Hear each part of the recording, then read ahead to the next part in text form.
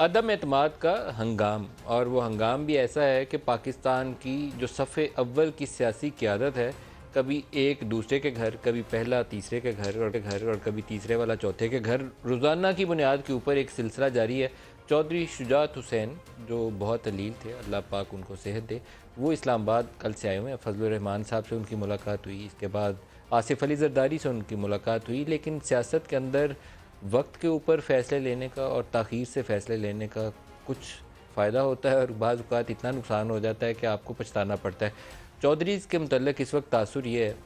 کہ جو لاہور میں شہباز شریف اور زرداری ان کے گھر چل کے گئے تھے، وہ فیصلہ لینے کے لیے ان کے پاس مناسب ٹائم تھا، لیکن انہوں نے اس وقت اپنا بہت زیادہ بڑھا دیا اور وزارت اعلیٰ سے نیچے تو بات کرنی سننی پسند ہی نہیں کی۔ لیکن جو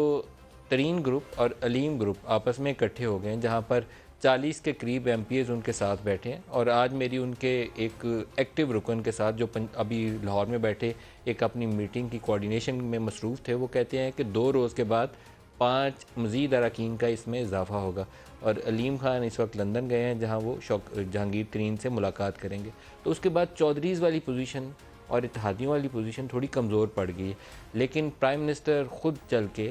آج کراچی گئے اور ایم کیو ایم کے دفتر، سیاسی دفتر میں پہنچے اور ان سے ملاقات کی۔ اسی ایم کیو ایم کے اوپر جن کے خلاف لندن میں مقدمہ لے کر گئے تھے، وہ ان کے اب اتحادی بھی ہیں، اور آج چل کے ان کے دفتر بھی گئے کہ وہ ان کا ساتھ اس مشکل گھڑی میں چھوڑ نہ دیں۔ اتحادیوں نے بڑی ایک اپنی ایمبیگوٹی برقرار رکھی ہوئی ہے، وہ کہتے ہیں ہم اپنے ساتھ کھڑے ہیں، ہم پاکستان کے ساتھ کھڑے ہیں اور قومی مفاد میں فیصلہ لیں گے، اور پاکستان کا قومی مفاد اکثر اوقات اس کی ہوا جو ہے وہ پنڈی سے اسلام آباد کے رخ پہ چل رہی ہوتی ہے۔ اب یہ معلوم نہیں ہے کہ اب یہ والی ہوا کا رخ کسی اور جانب ابھی ہوا یا نہیں ہوا۔ بظاہر تاثر یہی ہے کہ پرائم منسٹر ان کے ہاتھ سے گیم نکل رہی ہے، اور اپنے غصے کا اظہار وہ اپنی تقاریر کے سامنے لا رہے ہیں۔ جو آج انہوں نے کراچی میں خطاب کیا، 2 روز پہلے میلسی کے اندر بھی جو خطاب تھا ان کا، اس میں بھی پرائم منسٹر کے منصب سے منافی کافی باتیں تھیں، جیسے یورپین یونین کے سفیروں کو للکارنے کی ضرورت نہیں تھی، انہوں نے للکارا اس میں، لیکن ساتھ ہی جو اپوزیشن کے لیے لب و لہجہ تھا وہ بھی معذرت کے ساتھ شاید ان کو نہیں بولنا چاہیے۔ ان کے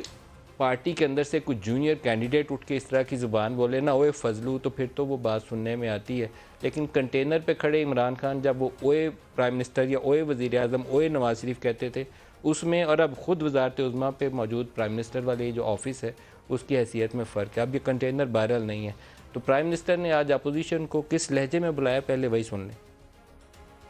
پہلا میرا ٹارگٹ ہوگا، بندوق کی نشست پہ بڑی دیر سے اس کے اوپر آیا ہوا، وہ ہے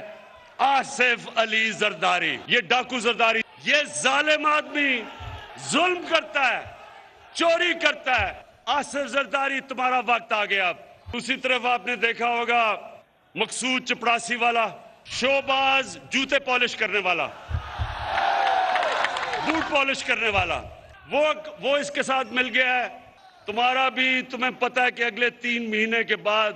تم پوری طرح جیل میں ڈالو گے، اور پھر ان کے ساتھ مل گیا ہے ڈیزل۔ فضلو سن لو، کیونکہ مولانا اس کو کہنا گناہ ہے، اس کو مولانا کہنا گناہ ہے۔ فضلو تیار ہو جاؤ، یہ جب آپ کی فیل ہوگی اور انشاءاللہ ہوگی، ان کو ادھر پہنچانا ہے جدھر ان کو بہت دیر سے پہنچنا چاہیے تھا، پاکستان کے جیلوں کے اندر۔